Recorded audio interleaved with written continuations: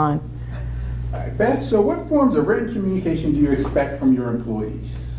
So there's multiple reasons why written communication is important. At the application stage, we do online applications, but it's a smaller version. When they come into interview, there's a written application that they have to fill out and complete efficiently. On the service side of business, we look at penmanship.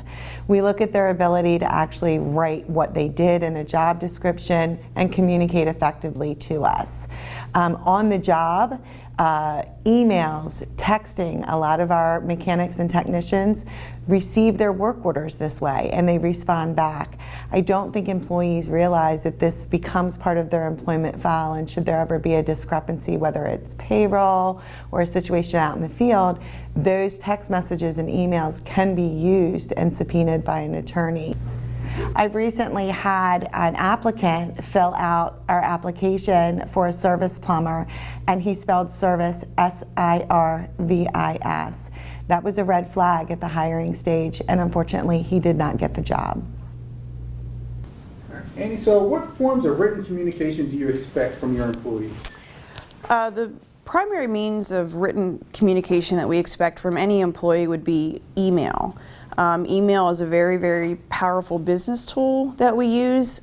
We use it across all industries. The writing needs to be, No, you're fine. The writing needs to be grammatically correct, and it also needs to be not filled with spelling errors. These things, I'm so sorry. Because when you're sending an email to someone, you have to send the email as if somebody higher up is going to read it, because emails often get forwarded, they often get shared. So you have to make sure that what you're sending is professional, it has to be concise, it has to be something that conveys that you actually know what you're talking about, and it provides meaning to the reader. I don't know. Talk through the application. What you have to write to get you into that application. So here at the refinery, we use a HRIS system for employees to initially apply. And when employees apply for a position, they have to put that into writing. And often what I see with a lot of entry-level positions, I see grammatical errors, I see sentences where it's not started with a capital. The capitalization is an issue. Getting to the point or giving too little detail is also problematic, because if I cannot understand what you've done in your prior experience, then I don't know how it's going to fit with our organization. So it's very, very important that what you convey in that written form is clear, concise, and it provides me with an insight what you can bring to this organization. If I can't see that, then I won't know if you're going to fit here, or I don't know what role I'll have for you in the future. So likely you won't get past the first step. And in tandem with that, a lot of our entry-level positions here, we provide a math test and a written test. So it's very, very basic in terms of skills, but you have to be able to do this. We do not allow phones. We do not allow any form of electronic communication while you're taking these tests. That's the first round of tests. The second round of tests that we give, that test has to do with teamwork. You're grouped in with people that you've never met before, but you have to demonstrate how you work well together. So the soft skills that you bring to the table, being able to work with people, being able to communicate and collaborate, and active listening is very, very important. So you have to listen to understand, not just to be understood. Well, initially, obviously, providing information on an application is the first thing that we look at.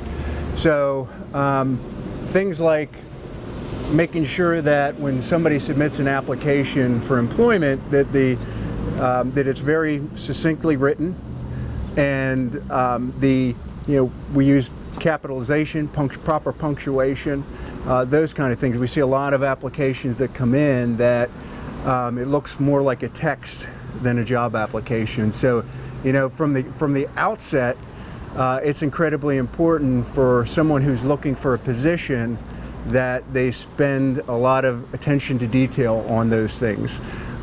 We typically will have a bin of applications that we look at that in our industry, when you're dealing with food, attention to detail is critical. We're dealing with food safety issues, which is paramount for us. So we look at it, if somebody's not going to put that detail in an application, that they may not be the right fit for us. So we really look at that quite heavily. So we see it on many levels. We see it in the service arena within our business. So our service technicians go out to customers' homes. They're required to complete a service ticket. So penmanship is important. Spelling and grammar is important. If the customer can't understand what they're being charged for based on the service ticket, that's a problem. Your written communication is a reflection of the company and the services we provide. So we do look for those at the time of hire. Students struggle with written communication in that they often provide either too little detail or too much information. If it's too little, then I don't have enough to go on. I don't understand what, like I said, you can bring to the table in terms of your experience, your skill sets. Sometimes there's too much information, so there's a lot of emotional conjecture. There's a lot of information that I have to sort of pick through to understand what it is that you're trying to convey to me. I don't know. I guess that's it. In addition, in written form, what I often find too is that the use of slang and acronyms are used in a professional written environment, and that's because you're so used to texting or you're so used to doing that in other forms of communication. It's very informal, and if it's very informal, then I'm not going to take you seriously. So your written communication needs to always be professional and always on point. I would go back to the same thing about, I think with the advent of text, we see a lot of that. So it becomes even more important for us when our team members go through our leadership process. And so part of that is a self-assessment that they do, and they answer a lot of questions for us in terms of things like who is inspirational in their life, what things are strengths for them, what things are obstacles or challenges for them, where they feel they can best serve Chick-fil-A in our restaurant and how we can best serve them. So those type of questions, it becomes, when they go through that process of leadership, we look at those things. We provide them the questions, and they will supply us with that information.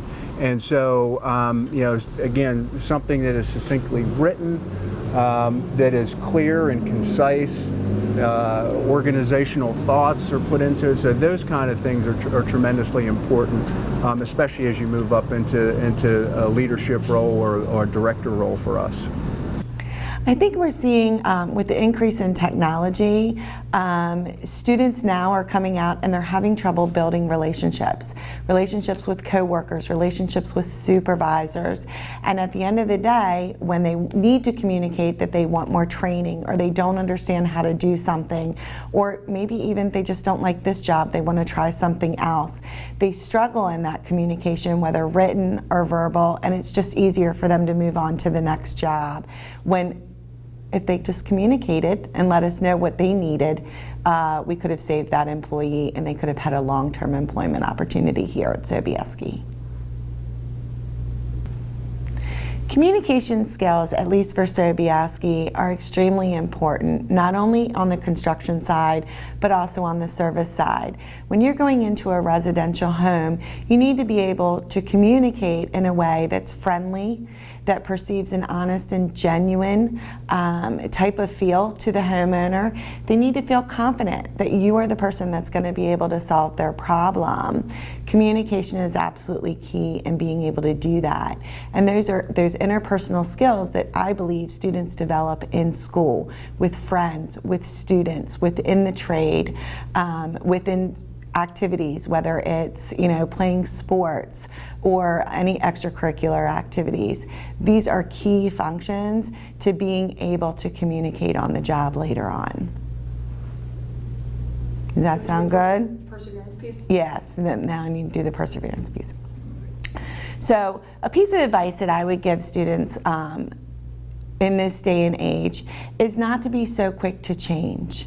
I think employers in the area, as well as students, really need to work as a partnership in coming on board and communicating what it is they're looking to get out of the job, and make sure that that employer is willing to commit a training and development plan for them. I see often students coming out of school and into the workforce, and they're so quick to give up and move on to the next job without mastering the task at hand. You should be able to train an individual on whatever trade or task that you've been given before you move on to the next. That's how you're going to succeed in life, instead of giving up too quickly and moving on to the next task. What soft skills do you need your students to develop in school to prepare them for the workforce? Soft skills are important because soft skills are something that you can rarely teach someone. You can teach them how to maybe perform a task, but soft skills are very, very important. Time management is a soft skill that unfortunately we had to let people go because they don't show up to work on time, or they're not ready to work when they're here. Another time management tool that we look for is somebody who can prioritize tasks. We need somebody who can do that on their own independently. They have to understand what's important to the business as a whole, and then prioritize those tasks accordingly. So time management is very, very key, because what you may like to work on is what maybe not is what is important to the business. So you have to be able to do time management in a way that's most efficient for the business. Another soft skill would be the collaboration with others.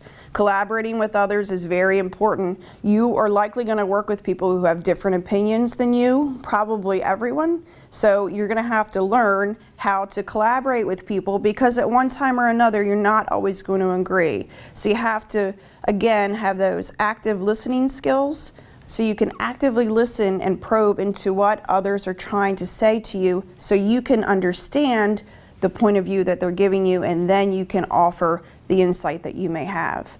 Another soft skill would be problem solving. So we need students and employees, quite frankly, to be able to problem solve on their own. We can't have them Googling the answers, because if I needed someone to Google the answers, I could just hire somebody to do that. I need someone who can think independently, can understand if they're problem solving, they're not just problem solving maybe the task at hand. They're problem solving for the larger business as a whole. So they have to be able to think strategically. They have to be able to think, okay, if I make this decision, how is it going to impact the upstream business, not just my task and what I'm doing today. Did we want her to hit on her previous experience in her different jobs, or? Yeah, give us the clip just talking about, like, I'm coming at this from a perspective of not just working at the refinery. Here's what else I've done, and across the board, here's what I know. So I'm not coming, or coming at you. I'm not sharing this with you today just as the Human Resources Manager of the Delaware City Refinery. I do have experience in many industries. I have experience in the auto industry, I have experience in the power industry, and I have experience actually working as the Director of HR in a school district. So very different environments, but I can tell you across each environment, the hiring process is relatively the same. We're looking for people who can provide well-written communication, they can pass tests, they can think independently. We need these types of people. And if I'm interviewing candidates, what I look for in candidates is if somebody has more skill sets on their resume, but the candidate that shows enthusiasm and passion and the ability to think independently, that's the candidate that I'm going to hire, even though the other candidate may have more skill sets. Anything else? And we got plenty of clips from that. Okay. So it would start with communication, right? It all sets on communication. That's both written and oral. We go through a pretty stringent interview process for us, where we may interview a team member 2 or 3 times before we select them for the position because we really want to get to know them. So communication, both written and oral, are tremendously important, as well as listening skills. We'll be asking a lot of questions, and sometimes we get questions back that really they weren't listening for the question. So listening skills as well are tremendously important. Teamwork, you know, we're in this business and in most businesses, it takes a team to get anything accomplished. That the days of I'm going to grind myself and succeed are sort of, you know, old school thoughts. And having that ability to work with teams and having empathy, those things are tremendously important. Detail oriented, again, being detail oriented. Problem solving is one of the issues that we see in a fast-paced environment here. There's no shortage of fires to be put out at any one time. We serve about 1,600, we have about 1,600 transactions per day at our restaurant. So there are a lot of things going at one time. So being able to make a decision is tremendously important. And I think that's with any workforce, being able to take that, make that decision. Having confidence in what you're doing is really important. And empathy again. And then we look at things like ownership. You know, if we look at things that are tremendously important for us, really soft skills, it's somebody taking ownership of the business, somebody putting their best foot forward each and every day. Those skills are, we can teach anybody to bread chicken, but those kind of skills, it's really challenging for us. So, you know, anything that the teachers could do or anything to promote that sense of ownership in whatever field they're in and whatever area they decide to move forward in, it's tremendously important. The importance of the work that you do as teachers in the state of Delaware is crucial.